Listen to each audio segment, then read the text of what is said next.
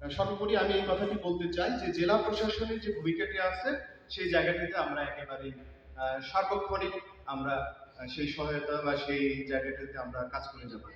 সম্মানিত প্রধান অতিথি আমাদের মাননীয় উপদেষ্টা স্যার, আপনাকে আবারও আমি জেলা প্রশাসন সহ অংশগ্রহণকারীদের পক্ষ থেকে ধন্যবাদ এবং কৃতজ্ঞতা জানাচ্ছি।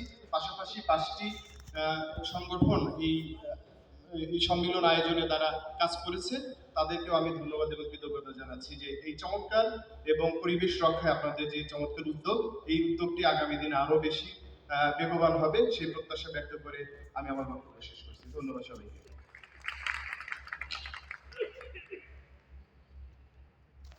সম্মানিত সুধী,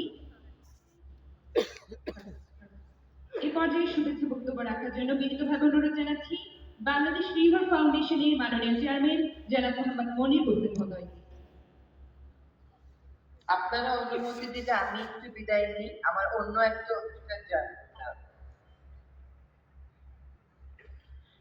থ্যাংক ইউ আপা, আমাদের সাথে যুক্ত হওয়ার জন্য। আপনার কথাবার্তা আমাদের এই আয়োজনে যারা উপস্থিত ছিলেন তারা খুবই উৎসাহিত হয়েছে এবং আশা করি আমরা পার্বত্য নদী নিয়ে অনেক কিছু করতে পারবো আপনার এই আন্তরিক নেতৃত্বে।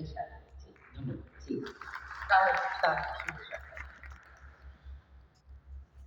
আসসালামু আলাইকুম, শুভ সকাল, সবাইকে নদী প্রাণ শুভেচ্ছা।